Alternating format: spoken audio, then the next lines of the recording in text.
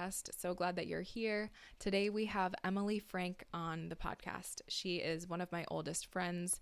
She's an incredible, I'm calling everybody an incredible human who comes on here, but she is in fact an incredible human. She is somebody that has taught me so much throughout our friendship. We've been friends since 5th grade, 6th grade, 7th grade. And I think she understands and understood from a very young age the meaning of life, the purpose of life, at least her life, in a deep and profound way that I very much did not understand at the age that she did. Really, ever since I've known her, I've known her to be somebody that follows her own path. That sounds so cliche, but I hope you'll listen to the podcast. I think you'll really enjoy it. We touch on growing up together. We touch on the culture that we grew up in and how that affected us. And we touch on the rat race, the conveyor belt of America, and how she has really stepped outside of that. And we touch on yoga teacher training. Emily is the one that inspired me to go to India and get my yoga teacher training certification in 2019. So a lot of good stuff. I hope you enjoy the conversation. And without further ado, enter Emily. Hello. Hi. How are you? I'm good. How are you? Good. I'm just getting myself set up. But welcome to the podcast. Thanks. Why don't we start with maybe just how we know each other? I've been trying to think of first impressions for all of the guests that I've been having on. Do you remember meeting me for the first time? I do not remember meeting you for the first time, but I do remember that I did meet you. So I had Sarah on, Sarah Kowalik, and her, I think because we went to kindergarten together, I didn't remember not knowing her. Whereas with you, I don't remember when I met you, but did you go to Olmsted? Mm-hmm. Okay, that's what I thought. I remember that when Steph, I don't know if I should bleep out names, but connected the two worlds. Yeah, she was the great connector. She was the glue. Yes, you came into my life then. Yeah, I think that I knew of you through Steph in probably 6th grade, maybe, if not sooner. Yeah. But I probably met you or actually had a conversation with you for the first time maybe in 7th grade, but I'm not remembering everything. What team were you on? I don't even know if I remember what team I was on. What were the colors? They were colors, right? I think I was on a red team at one point. But was that 8th grade?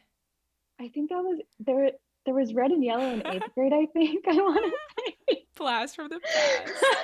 Did other junior high school have teams? I'm pretty sure that a lot of people didn't even have, a lot of towns didn't even have junior highs I feel like we just had a really weird experience because we were half junior high, half high school. There were renovations, colors, teams. I don't even think I could tell you who I had for teachers in 7th grade, sadly enough. I don't think Do you remember the name of anyone? I don't know why. I'm trying to identify if we were on the same team or not. 7th grade is feeling so fuzzy right now. Mrs. Nolan? Is that 7th grade? Yes. History? Oh, wait. Yeah. History. And so we were on the same team. And Mrs. McGuire? Yep. Okay. And there was an English teacher. Well, obviously there was an English teacher, but I forget her name. But we must have been on the same team. Yeah. So that was probably it. I'm trying to think of what I actually thought of you, and I don't. I think it always felt, I could be wrong, but it always kind of felt natural with you, natural to just interact with you. Yeah, totally. There wasn't a big. Yeah, I feel like we just kind of seamlessly started being friends, although I don't think we really bonded a ton. We were always friends, but I feel like our relationship got deeper when we were older, which I guess is kind of what happens over time anyway. But yeah, it's funny, the high school relationships that were super tight back then, but have kind of faded a little bit, and then the ones that have gotten stronger over the years.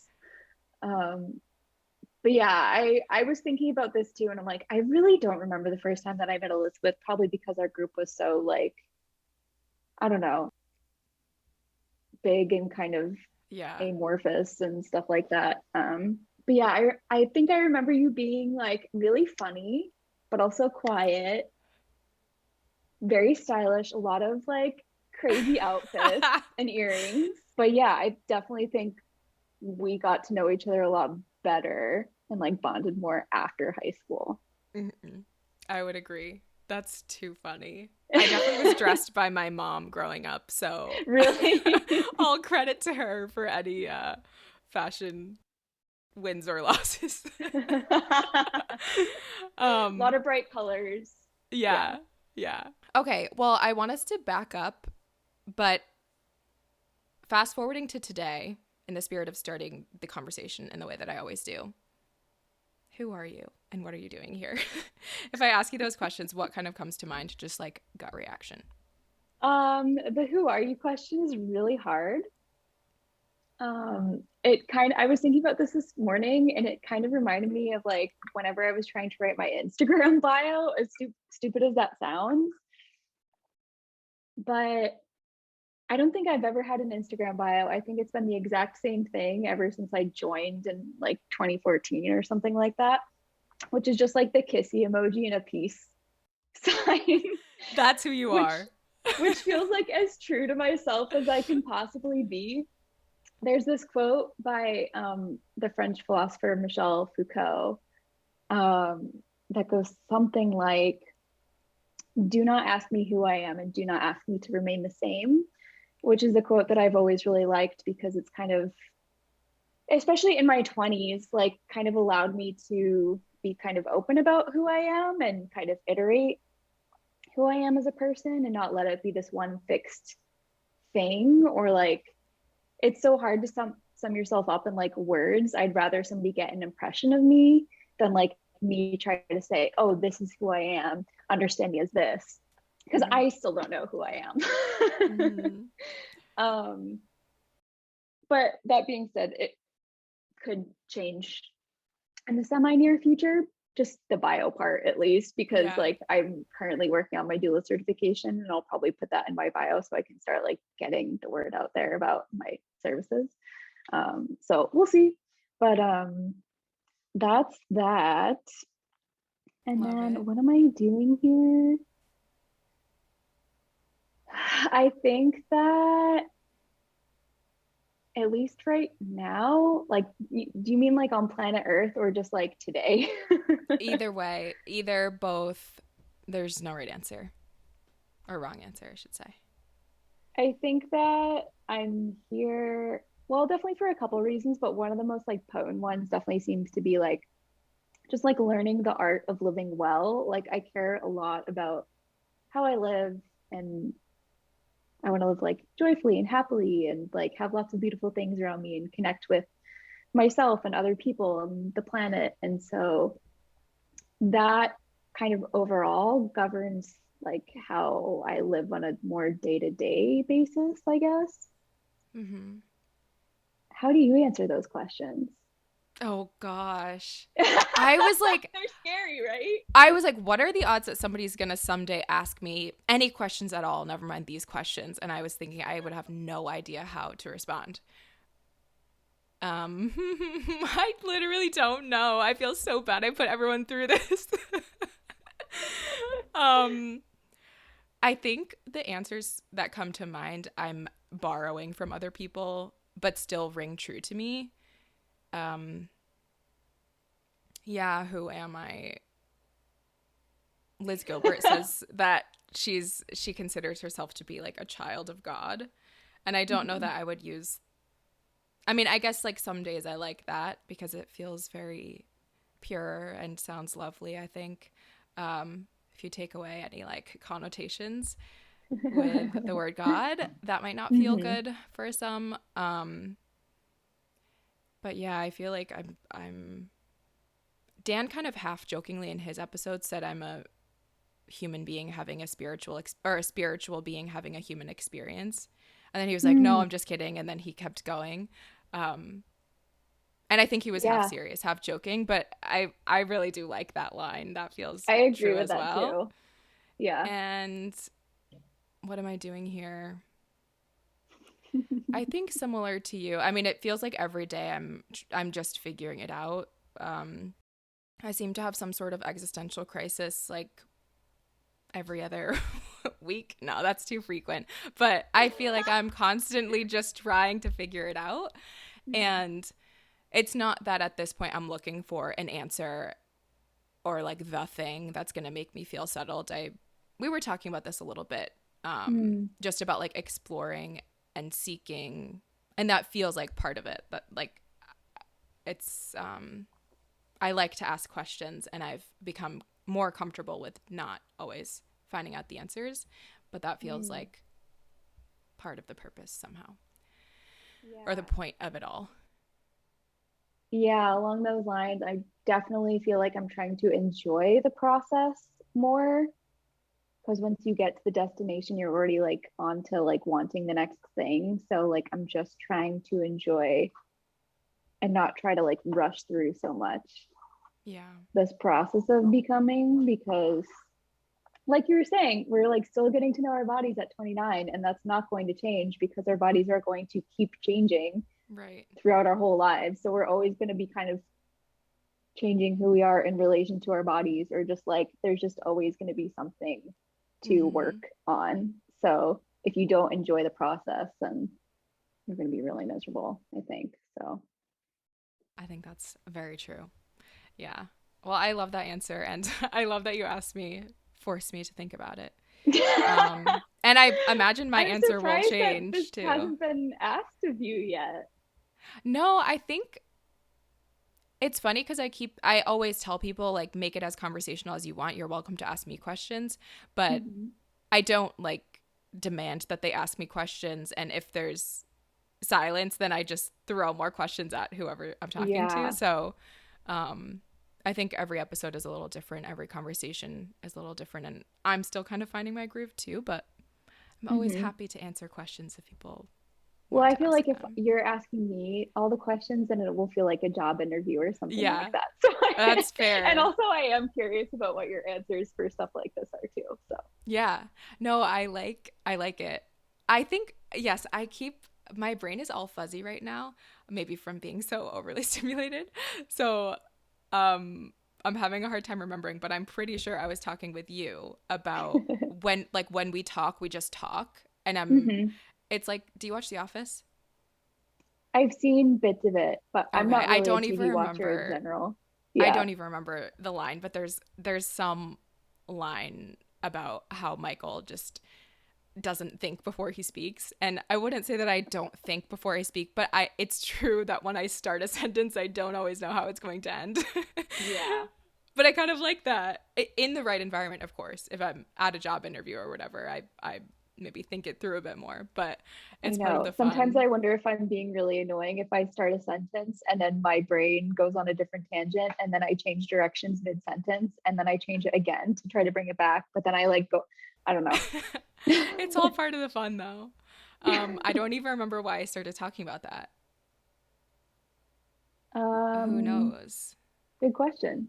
I I have don't no know. idea. I also have short term memory issues right now. So, I also, since COVID, like got COVID a month or a little over a month ago. I'm now like blaming everything on that. I'm like, oh, I'm having. have you noticed any changes since you got it? Yeah, if I'm being serious, I do think that that is one thing. Like the feeling more easily fatigued feels like a thing, and also Mm-hmm. feeling very like spacey. I do have a tendency to be a little bit spacey, or I'm trying to use words that aren't like insulting, but um yeah, I I can really want to look at your birth chart. I'm just saying, another really. day, obviously Oh not my during gosh, the I would love podcast, but that. like I want to look at your birth Yeah, chart. I would truly love that. I don't really know anything about myself beyond that I'm a Pisces. I Um, am starting to get to know how to read birth charts, and the more ooh, of my friends that I look at, the more or the less that I think that things are like a mistake or accidental. Like certain Yeah. things definitely seem like coded for in our personalities, Mm-hmm. which has been very interesting. So Yeah. I appreciate that. It makes me feel like less crazy.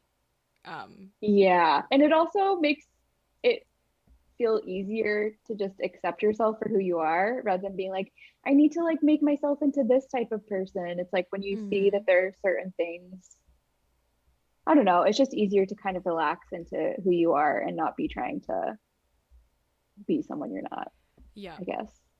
So even if, I don't know, obviously take it with a grain of salt, but I think they're really good and interesting tools of reflection. So Mm-hmm. I yeah, agree. I Well, don't know what to say. anytime. I did one time. I was like, I'm gonna I get don't know really why I into keep this. making all these stupid hand gestures. Have you been? I haven't noticed anything. Yeah, I'm I must probably be like over nervous. here. Um, I think I've made like a couple thumbs up and I'm like, I don't do that. cool, dude. Um, Right. you're just bringing it back to like seventh grade when it was all Oh like, my God. Yeah. um, this is basically a long photo booth video. I got on um, photo booth before this call to make sure that I didn't look crazy. nice. And all the filters are exactly the same as they were Yeah. back in the 2010s. So I wonder if it's popular with anyone, like with kids these days. I feel like probably not with it's like Snapchat and ironic all that. nostalgia. Yeah, maybe. Uh, um, okay, so backing up then, I'd love to ask you about um, what do I want to say next? Hold on. I've been doing this in every episode and then I just cut it right out and it looks like I'm It's just from point A to seamless. point B. Yeah.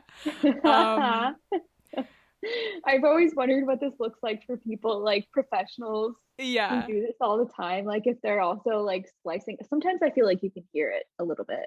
Yes, but other times, because now I'm like watching or listening for it, and especially the ones that you watch, it's like much easier to tell.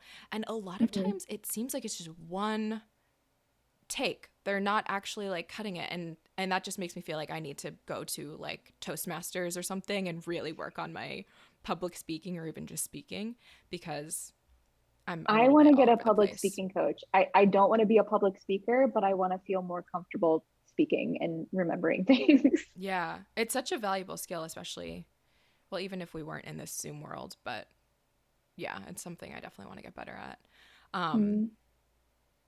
anyway, I guess this isn't first impressions, but a little more reflections. Hmm. I'm excited to have you on because I feel like you have a very interesting story. You're a very interesting person. And I feel like, I don't know how I want to say this, but I feel like you've always had this very unique, quiet confidence about you.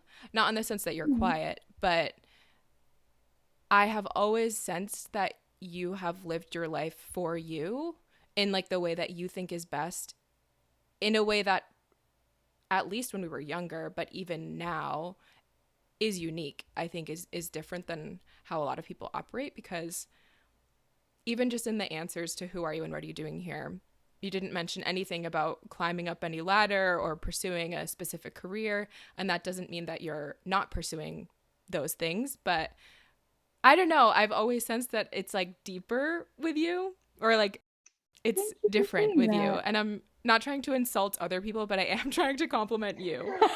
Um, Thank you. so yeah, honestly, I feel like when I was younger, I didn't this is also all meant to be a compliment, but I didn't fully understand you. Like I remember um this is I guess fast forwarding a little bit, but when you went to college, not in the States, I just didn't like I straight up didn't understand it. I wasn't like, wow, Emily's like super cool or like wow, that's not cool. I genuinely was just like giant question mark. Why would somebody do that? Because I don't think I had ever let myself explore or ask myself what I wanted in Mm. the ways that I am assuming you did, and I could be way off base. Um, but yeah, I just feel like you have kind of navigated through your journey in a unique way that from the outside looking in seems very centered and grounded, in a way that I aspire to be more like. So yeah, I'm excited to just talk to you more, and you can dispel any misconceptions. Did I just say that right? Because I did just make a lot of assumptions. But regardless, excited to dive in more. Yeah. No, that's so interesting. Thank you for saying all that. Yeah, wait, does that sound accurate, or what are your reactions to that? I mean, it's really interesting to think about me as like a 17, 18-year-old making this decision to go to school in England, because it definitely does feel like a different version of me. And sometimes I look back and I'm like, I can't believe I did that when I was that age. Like, I'm definitely proud of myself. I think I wouldn't call it bravery, because like I think to call it bravery, you have to know what you're getting yourself into, and I didn't necessarily at the time. Mm-hmm. What I will say though is that I think I always had like the itch to see the world, and I think like my first boyfriend was a German exchange student. Like, I was always very interested in people and places that were different from what I was familiar with, just because I don't know, like I was very interested in other ways of living. And like we kind of talked about this the other night, like we very much kind of grew up on the like American dream, but I was just always very curious about what else there was out there, because I kind of felt like a fish out of water. Um, but like it didn't act, I feel like I didn't necessarily act on that feeling in high school, but I don't know, I just always kind of felt like I belonged somewhere else. I just didn't feel at home there, even though I think a lot of people dream of that kind of situation. So it wasn't even actually my idea to go to school in England. You know Mary Birack? Yeah. So it was her idea, actually. Really? Mary and I have been Like friends her with... idea for you, or for her? No, we were both going to go to England. Oh. And because we used to ride the bus together every day. We've been friends since kindergarten. And I think she was just like, yeah, maybe we should like do that. And it just kind of like got my head and like made perfect sense to me, and was like, okay, this is what I'm going to do. And then I think she went to either like Providence College or URI, and then ended up going to Yale, and now like researches lions in Africa. She's so fucking cool. I'm sorry. Can I swear on this podcast? Yeah, for sure. Okay.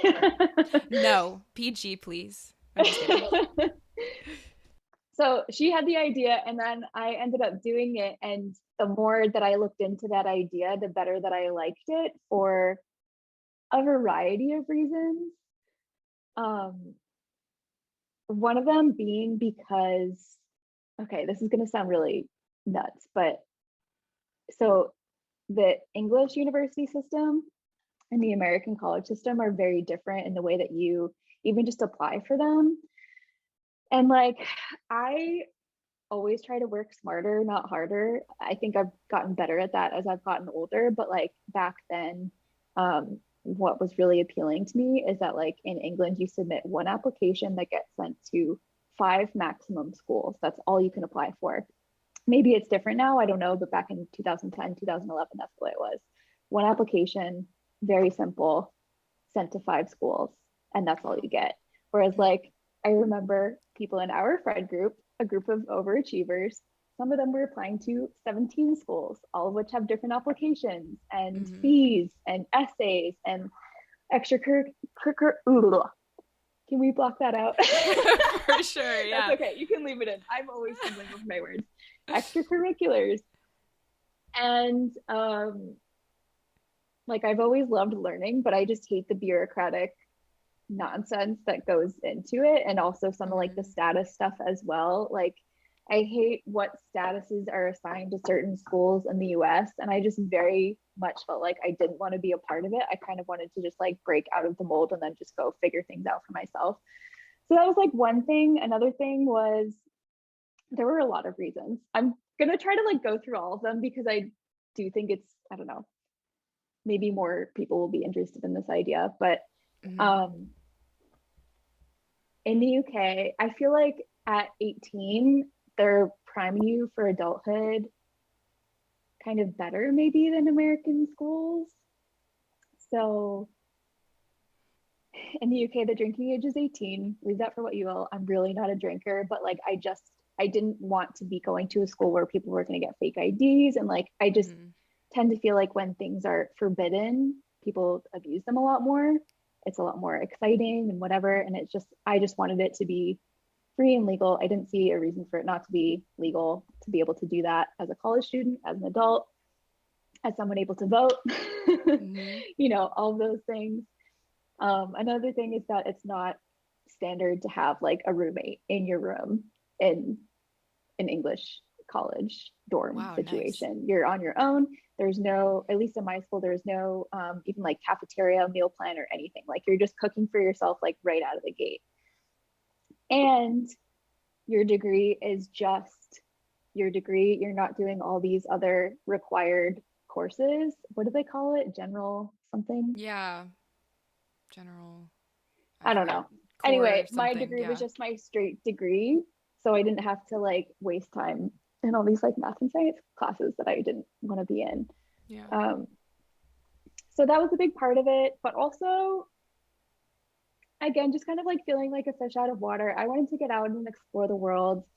I always felt very shy at school in Easton, our hometown. I definitely was a people pleaser as well. And I felt like if I stayed around the same kind of people or crowd who already had expectations for who I was as a person, then I would have a more difficult time figuring out who I was for myself, not in that environment. So it was definitely like a self-discovery thing as well. Like I definitely valued that more than like necessarily the school that I was going or the degree that I was doing, which like I don't recommend because school is expensive and you should want to be going to school for your degree, which like I did like what I studied. But and also school in the UK is a lot less expensive than it is in the US, even with the travel involved. Wow. So that was another big factor. But once you're based in England, you can get really cheap flights to the rest of Europe. I really wanted to be able to travel around a lot. Where I was in Brighton, UK, was like 30 minutes away from an airport, and then I could get like $50 round trip flights to Barcelona for a weekend with my friends. And then being there too, having friends in the UK or from other places in Europe, like there was always a couch to stay on. I mean, sometimes we stayed in hostels, but for the most part, like that's kind of how I like to travel. I like to go and kind of live there and explore it and get to know it on a really deep level rather than necessarily like traveling for tourism or just kind of like check something off my list. It's like I really like to go and get to know the food, get to know the people, just kind of like get to know myself in that environment. And then whenever I travel now, even if I'm going to Africa or Greece or wherever it is, I tend to have like friends already there. So like I'm not a hotel person. I don't want to stay at a hotel. I want to stay with my friends, you know. So I tend to have little like homes wherever I go. And I kind of trace that back to going to school in England and making friends with people there. So it was definitely more of like a strategic life decision than necessarily like a career or schooling one. And it was definitely layered. There were a lot of reasons that I did it. But in hindsight, I will say, I wish that I had taken a gap year out of high school. That's something that's super common in Europe that isn't very common here at all. And I did think about it deeply, but then I was like, what if I don't want to go back to school after my year off? And like, I think that I would have. We are told that a lot in the US, at least. It's like, that's the threat. Like, like if you don't go now, you're not going to want to go back.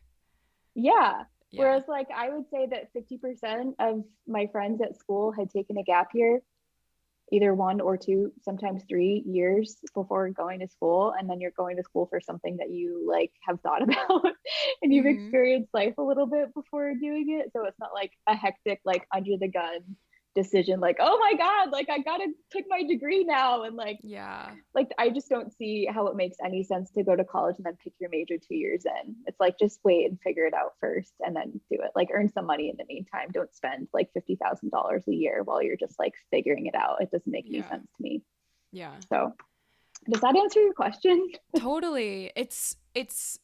I love hearing uh, your thought process, because now I'm like, yep, all makes sense. Like, complete sense. You're just very, very smart, and see things really clearly. But then I think back to the fact that you were so young, and I'm thinking back to when I was that age, and again, this is why I was like, wait, why would Emily do that? Because I did not even, and this is a me problem, but I had such tunnel vision. It was like, okay, this is what I have to do right now, which is like get good grades, get into college, go to school in the US. Like, it wasn't even like, oh, what would it be like to do something else? Like, that questioning that like wasn't even an option in my mind. Like, I didn't know that it was. So I think I it's just just, hated being on the conveyor belt so much because I feel like it was so drilled into us. it was, and this is freaky, but didn't know I was on the conveyor belt. Like, I was completely unaware, just like hamster wheel, no idea that there was any other alternative. And I just love that you saw things for what they were very clearly, especially considering you were so young. And then Thank now, of you. course, like fast forward a few years, now I'm thinking about when you did the yoga training in India. Mm-hmm. Then it all made sense to me. Like, once when you did that, I was like not completely caught up, but kind of catching up a little bit and beginning to see reality for what it was more. And I was like, oh my gosh, that's so cool. And obviously, as you know, you inspired me to then go to India. I think it was maybe a year or two after you did, to do a Mm-hmm. yoga teacher training similar to yours. Yeah, it goes back to the like quiet confidence that I feel like you had. I would have never guessed that you felt like you didn't belong exactly where you were, not because I thought you like fit any sort of mold, but just because you had like the self-confidence. It seemed like Oh, it that's didn't so interesting seem because I feel like I had no confidence in high really, school. no, from No. my perspective, I would have never guessed. And I thought it was like a different kind of confidence, though. You know, in high school there's lots of people that are like confident, and it's like to look cool or be cool, or to get something.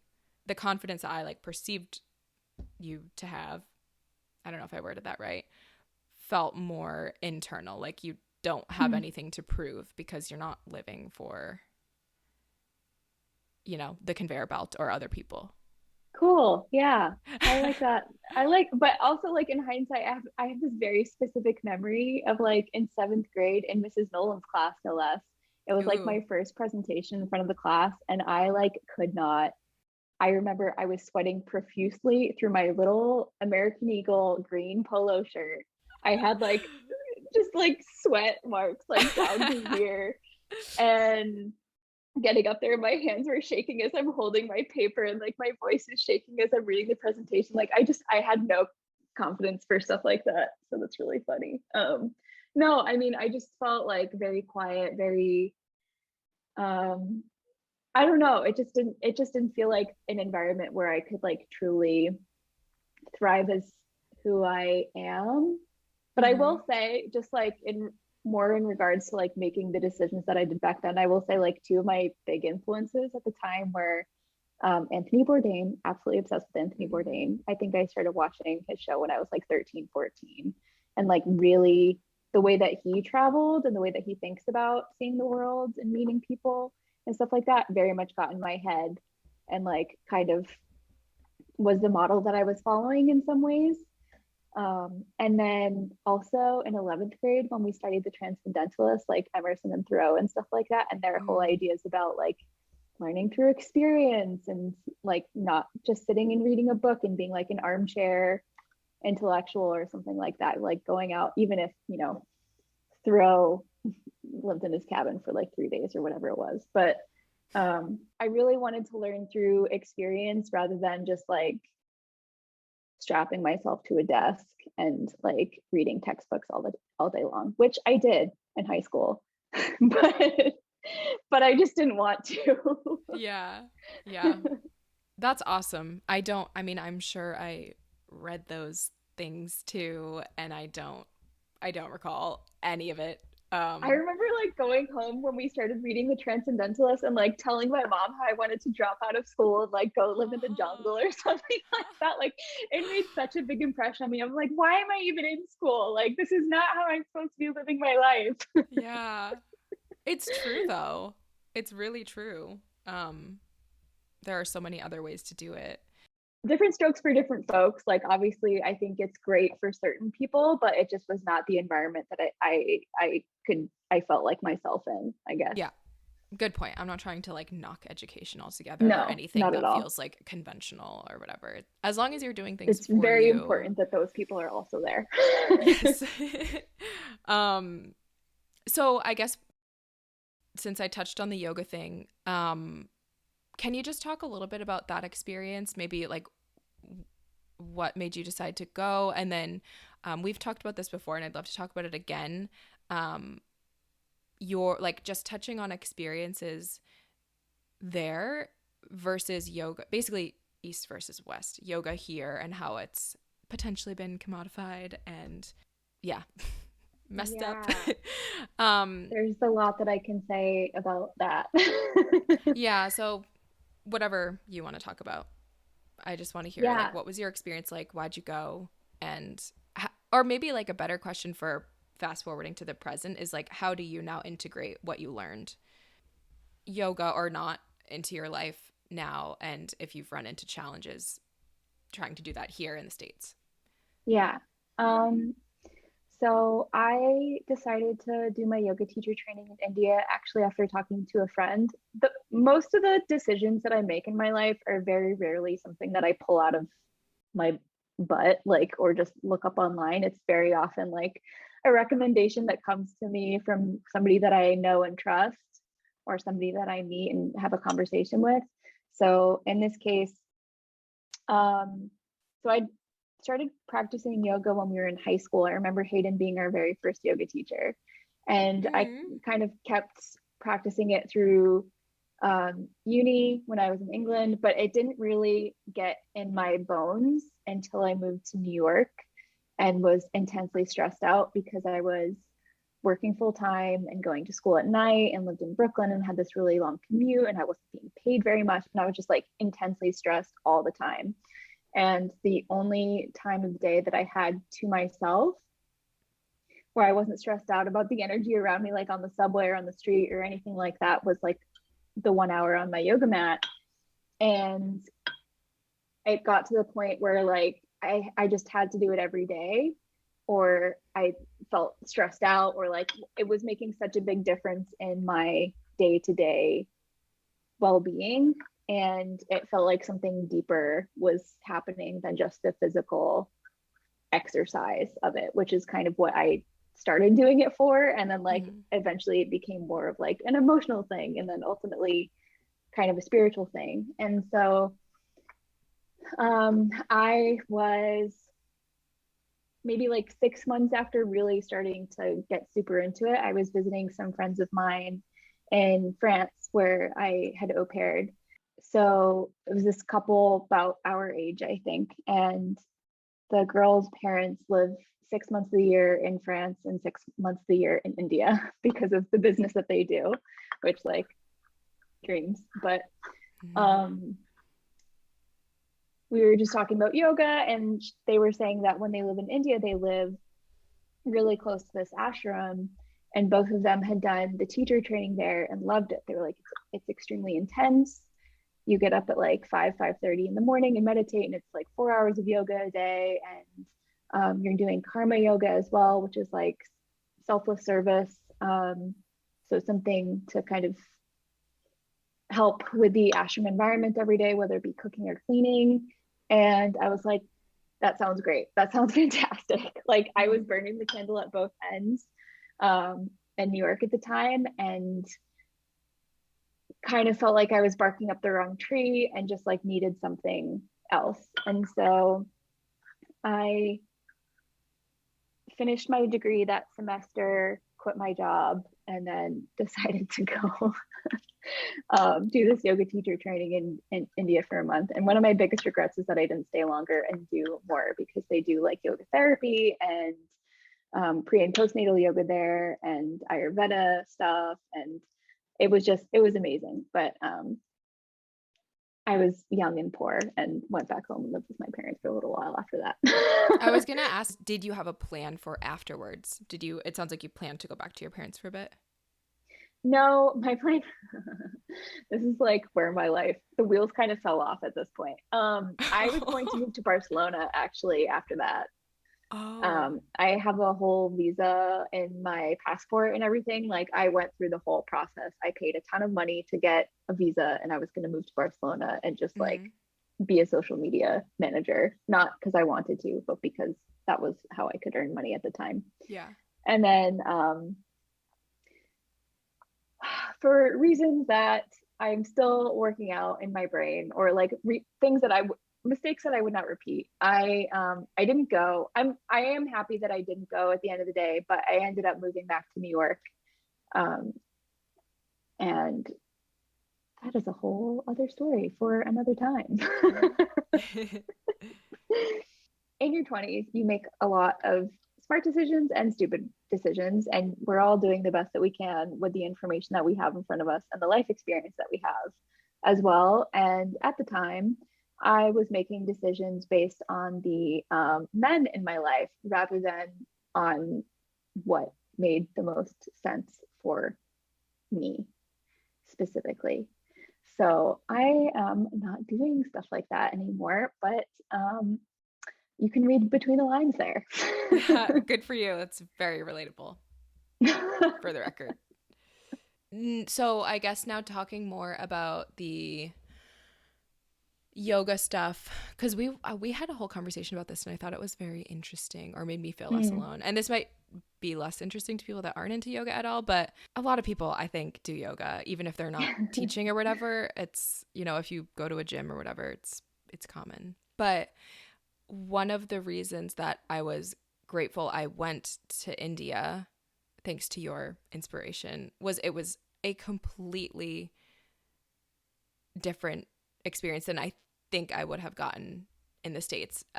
It was one of the best experiences of my whole life, Same. without a doubt. It like Same. shattered so many illusions, or just like it's I mean, geographically, obviously, it's a very different perspective on the Mm-hmm. world, but just in terms of the cultural, um, I don't even know what you would call it, but just the perspective on the world and on life was so, so different there. It was so very opposite from our very Catholic upbringings. Yeah. Um, and it like completely rocked my world. And there were so many things that I learned when I was there that I didn't know before, but just like on a deeper level, you do feel like it feels like you're Mm-hmm. remembering something that you forgot or something like that. And Yeah, I that's loved oh it. sorry. Yeah, no, That's sorry. literally like yoga philosophy or yoga theory or whatever. It's like you're not actually learning new things. You're just like kind of uncovering the truth that was always there. Yeah, And you're like yeah, excavating yourself a little bit. yeah, and I did think I don't know kind of what you were saying in the very beginning. I didn't exactly know what I was getting myself into, but it was like just something that I felt like slightly pulled to and could swing at the time. And I was just so surprised that this might sound like cliche or classic, but it was so not about the yoga once I actually got there. It was Mm-hmm. like communal living, like true communal living. You're like, I guess we weren't doing the cooking, but we were eating all together. We were washing the dishes together afterwards. We were like getting up super early and engaging in, yeah, these practices together and learning together. And that was the biggest takeaway for me, was like the community aspect. Mm-hmm. Um, and of course, yeah, being in such a different setting. It just, when I came back to the US, it made me feel like the most of the yoga I had participated in in the States was just, yeah, like commodified, like co-opted. What's the word I'm looking for? It feels like cheap. It feels like not, yeah, there's not enough of the like intention behind it I want to tread oftentimes. lightly here because I mean, it is extremely different.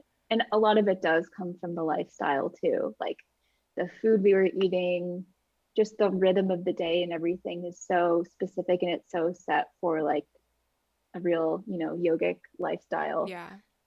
I was doing vinyasa yoga when I really got into it, and I was feeling that deep spiritual undercurrent within me because I was doing that yoga at this expensive gym in New York, um, with teachers who, trained in the US. So I don't want to knock yoga here because ultimately, I mean, there were a lot of spiritual teachers or teachers of yoga who came to the US from India to spread it because people know that this helps people. Mm-hmm. And there are a lot of different styles of it for a reason, and some styles work better for some than others. But this kind of reminds me of a conversation that I had actually a few weeks ago at my doula course, where so this woman was sitting next to me, very sweet, very just like calm, nice energy. And on the first day, we kind of went outside and started having lunch together. And she asked me if I forget how she phrased it. I think she said if I was a follower of Christ or something like that. And I said,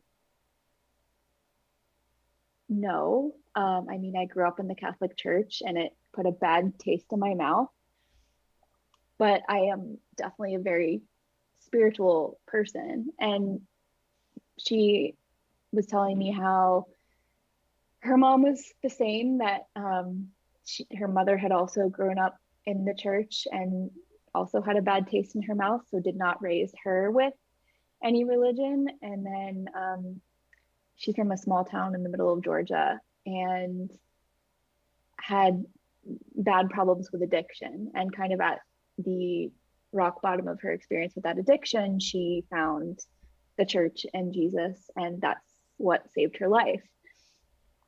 And I started telling her about like my experience of yoga, how like, similar but different, like also Mm-hmm. in a very, very low position when I found yoga, and that's what got me through. And what I have just come to think is that most religions at their purest are almost always the same, just different languages and different cultural traditions that surround them, but ultimately are all kind of getting at the same ideas and all want the best for, the people that follow them. It's just like a matter of, I think what tends to get in our bones is what's going to work for us to make us feel the most connected and to help us get through the difficult times. So when we were talking about, like, I told her about my experience of yoga in India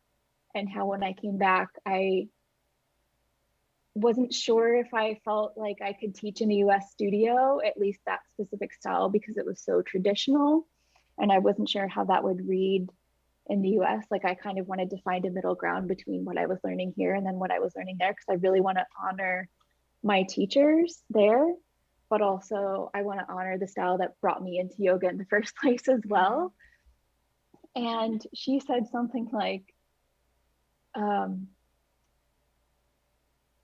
that she, because of her religion, she didn't like the more traditional, like Indian aspects of yoga, which I find very problematic for obvious reasons, because without India and their traditions of India, we would not have yoga in the US. And she, clearly enjoys it here. She just doesn't like that language. And I ran into that with a studio recently that asked me to audition for them, where they don't allow Sanskrit in their studio. except for there are a couple words that they allow in Sanskrit, which are yoga, namaste, and shavasana. I think there was one more that I'm missing, but I'm like, I just don't agree with that for so many reasons. I do find it deeply disrespectful to not want to honor what brought that practice here. But hearing her say that, while I do disagree with her, I'm just trying to come from more of a position of understanding why people feel the way that they do. And very often people feel the way they do, sometimes just it's a lack of education, a lack of understanding. There can be some ignorant elements to it, but like at the end of the day, you can't force people to respect something by telling them that they're wrong, or that these are all the reasons X, Y, and Z why this should be. That you can never get to somebody and convince them through their head. You need to do it through their heart and how they feel about something. So, and I'm not trying to say this like in a condescending way to her, because she was so lovely to me. And I'm sure that there are many things that I am deeply ignorant about as well. But like,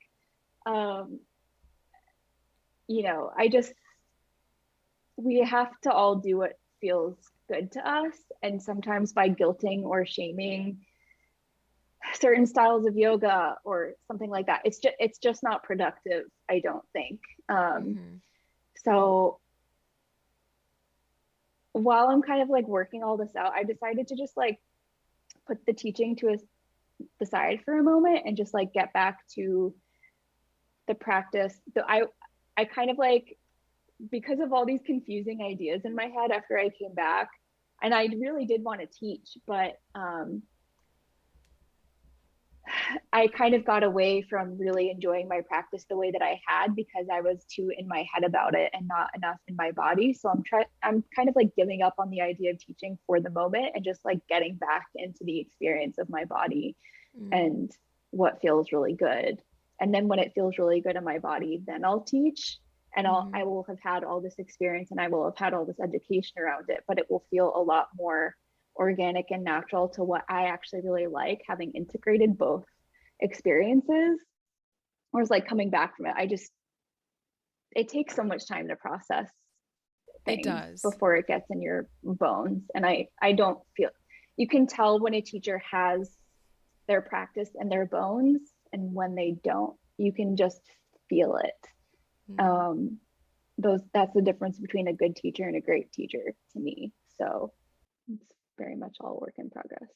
That was all very well said. And I think a lot of my reasoning for framing the question the way that I did, which was filled with quite a bit of bitterness, not sure if you picked up on that, is I personally am very much processing and grieving and understanding the realities of living in the US, living in capitalism, in the thick of capitalism. And I think there's an element of grief that comes along with acknowledging that yoga in the US is never going to look like yoga in India. For a variety of reasons.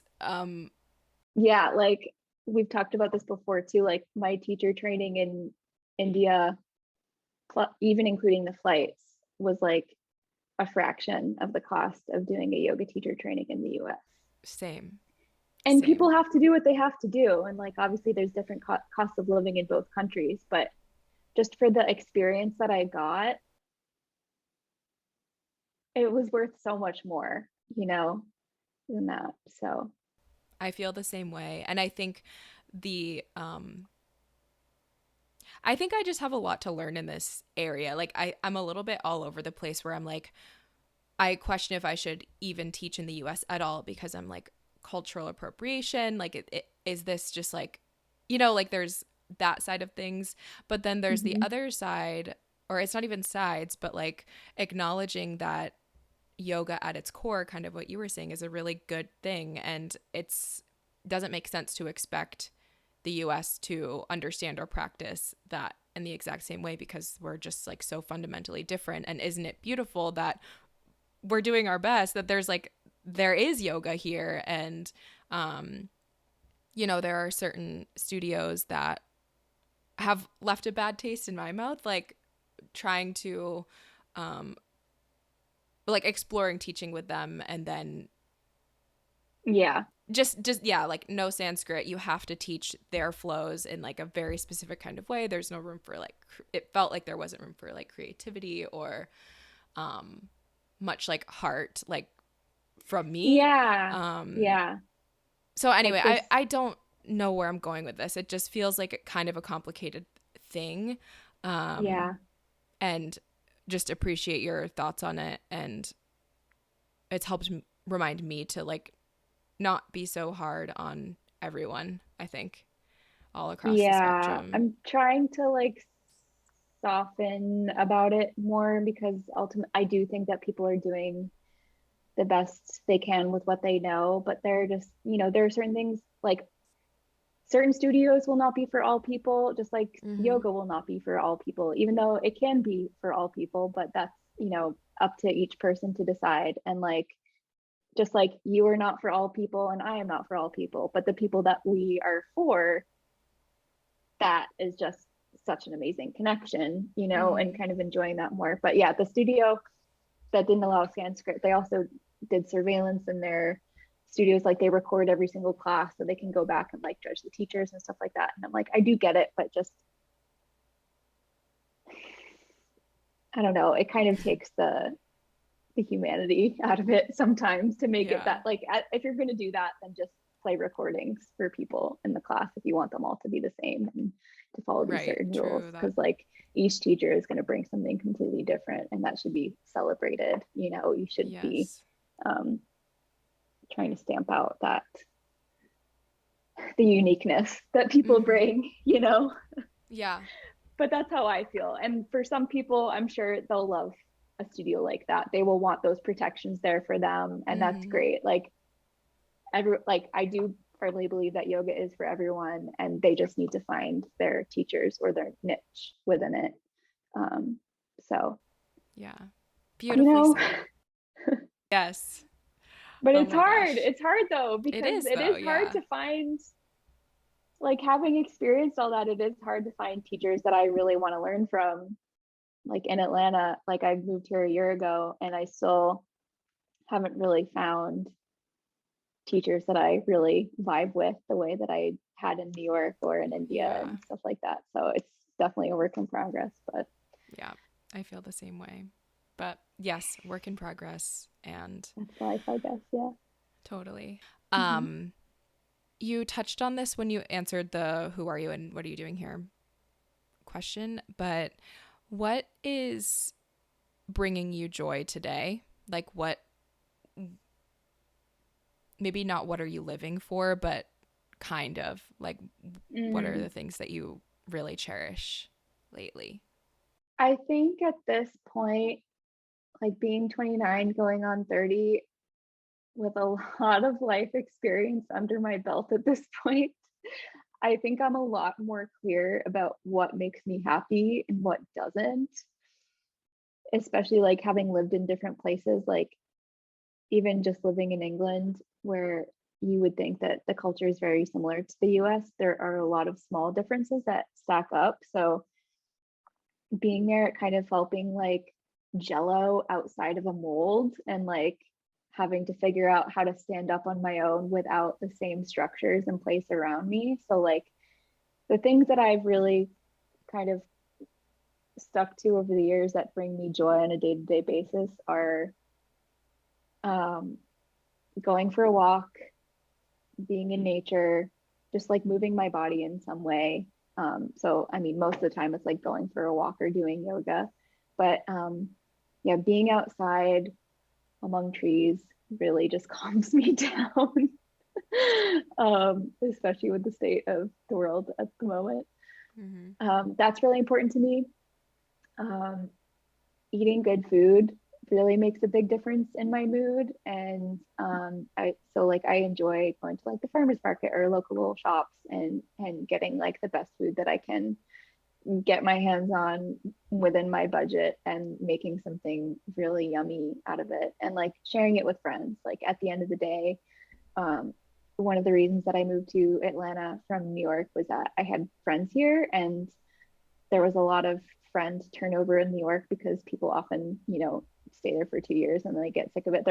There's the rare bird that will stay there forever, and our friend Sarah is definitely one of them. But I could not do that, and so moving here and being close to my friends pretty much almost every day, I get to spend time with them. They're kind of like the family that has surrounded me here in Atlanta. And I was very lucky like a couple months ago to move in next door to someone who is very similar to me. We get along super well. So like almost every night you can find us drinking wine on the porch. So sweet. Which has been great. So I mean, that like at the core is like, that makes me happy on a day-to-day basis, like going for a walk, eating something yummy, drinking a yummy drink, spending time with my friends, getting fresh air, reading a book.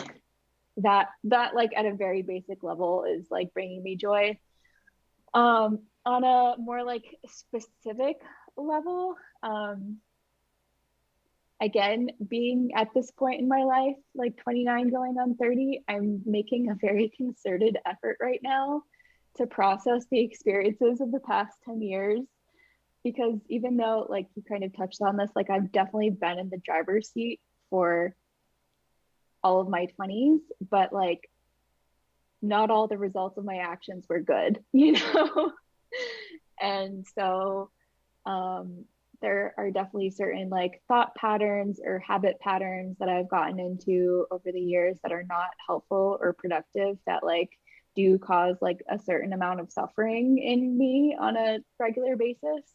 And I'm finally giving myself the time and the space to go through that, so that like, and I'm not saying that everything has to be perfect when I turn 30, because a lot of people make that deadline into something more than it needs to be. But like, I'm very much giving myself the time to take stock of the past decade of my life, so that when I move into the next one, I can do it with a bit more, even more, confidence or self-assuredness, or just knowing that I'm making better and better decisions all the time about how to live, and knowing, past repercussions for my actions, and not making the same stupid mistakes, or just knowing that,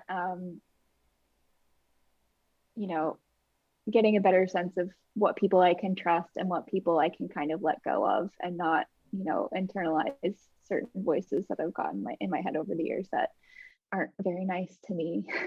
Yes. So like I'm just enjoying more relaxing into myself as a person, and like maybe forgiving myself for past mistakes, and just like getting to the point now where I negotiated a 4-day work week instead of a 5-day work week. I'm the only one at my company that has that, and my boss is a rock star for letting me do that. But like that is like so important to my like well-being, because I cannot, just in the same way as like school, I'm a good employee. I do what I need to do. I think I'm a good person at the end of the day, but I'm not here to work. I'm here to live a good life, and I work to enable myself to do that. So yeah, just, that's all we can do, Yeah, that's beautiful. That really is so beautiful. And I think I'm like only just recently getting to that point where I was like trying to find the right job that would make me happy. And I'm still obviously wanting to find a job or do things work-wise that, don't make me miserable. But just moving beyond that, which I feel like you very much have, in the sense that you acknowledge that it's not at the end of the day about that. Like it's more about living your actual life, and job doesn't equal life, unless you want it to. But even unless then you want it to be. Yeah.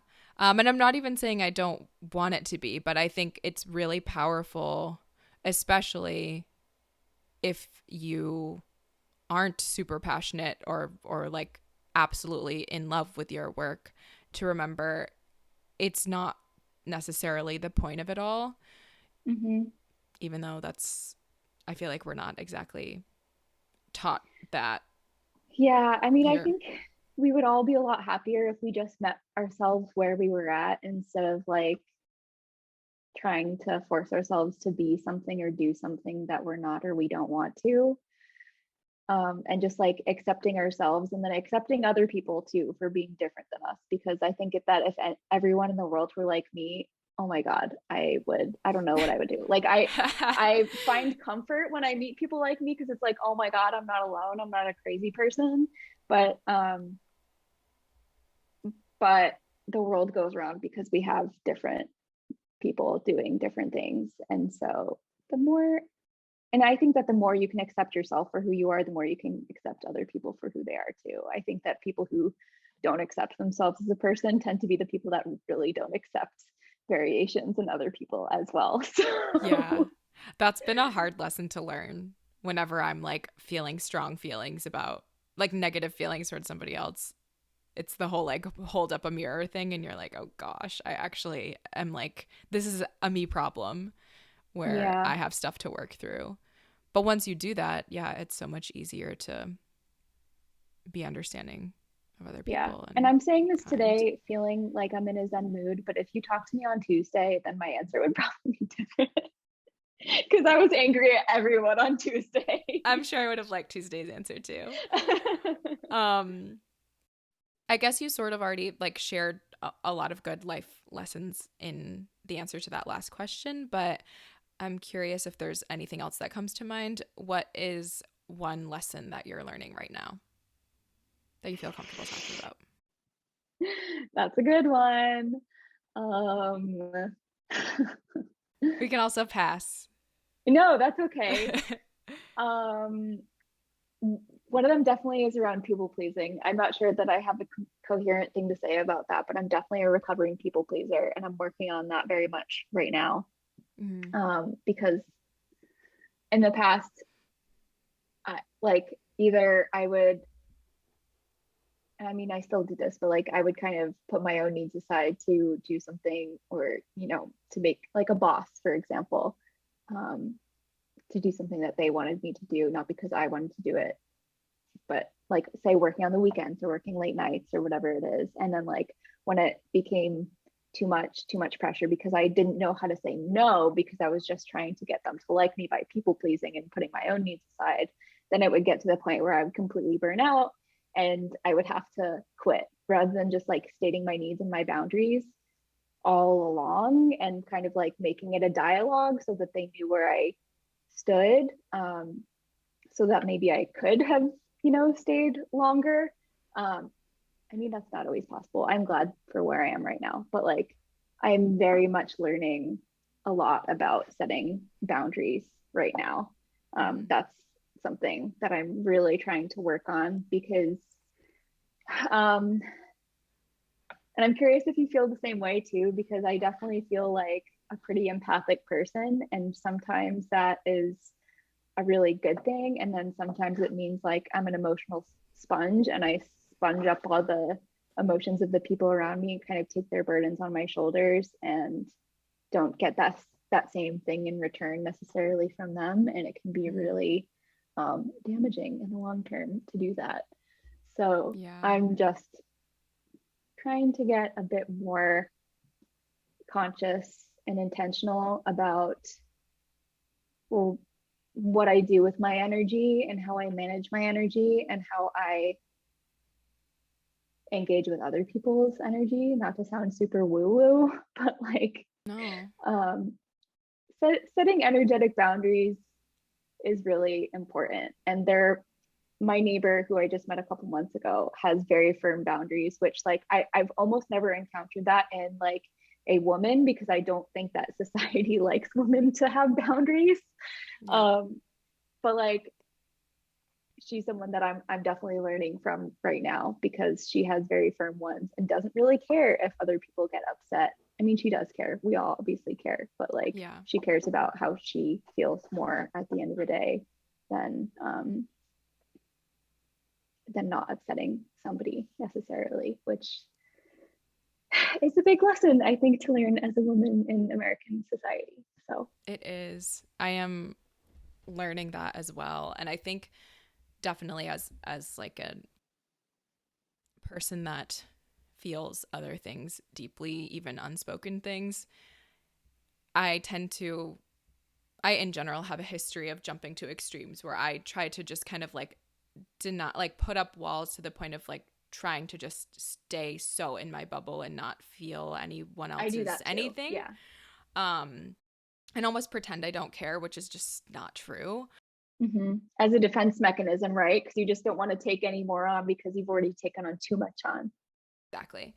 Or I go to the other extreme, which is more common, where I take on way too much and it very quickly enters codependence land. Mm-hmm. And definitely am learning that being an empathetic person or a caring person doesn't mean that you're responsible for caring for everyone or fixing everything. Yeah, doing the emotional heavy lifting for other people is not productive. Everyone's problems are their own problems, and you have to trust them to deal with them on their own. And learning that setting boundaries, saying no, being transparent about what you can and can't offer is kind in a society that does not always, especially for women, view it that way. Yeah, it's challenging to set the boundaries knowing that the person on the other end isn't necessarily going to be like, love that for you, proud of you for setting boundaries, respect it 100%. Like sometimes you're really met with, it can be something mild, or it can be extremes where you're really made to feel guilty for trying to take care of yourself, and it can feel like an uphill battle, but one that is worth fighting and kind of moving through, I think. Okay, I've kept you so long. Thank you so much for coming on. I would love to talk to you again sometime on the podcast, but obviously not on the podcast as well. Yeah, we're friends. We're friends. That'll continue after this. So I guess just to wrap up, what are you working on right now? How can people find you and support you if you want them to find you? Well, I'm working on my doula certification at the moment, and I'm in Atlanta. So if you are having a baby anytime soon, hit me up. But like, honestly, at the end of the day, I'm not like trying to promote really anything. I'm still like very much working on it. But like, if you want to be friends with me, if you relate to me in any way, my Instagram is Emily Frank, but spelled EmileyFrank. So yeah, that's it. Perfect. Thank you so much for sharing, and thank you for being on the podcast today, sharing vulnerably. Appreciate you and your journey, and excited to see you continue on it. You too. Yeah, likewise. I love you. It. So, I love you happy too. To be here. All right. Thank you so much for listening to today's episode of Who Are You and What Are You Doing Here? I hope you enjoyed it. Let me know what you think. As always, like, comment, subscribe, rate, review, all the things. If you have anything bad to say, any negative feedback, please email me. No need to put that out on the interwebs. If you want to reach out to me directly, you can. podcast@bibs.live. Would love to hear your thoughts. And I think that's it. Thanks again for listening. Very glad you're here. See you soon. Bye.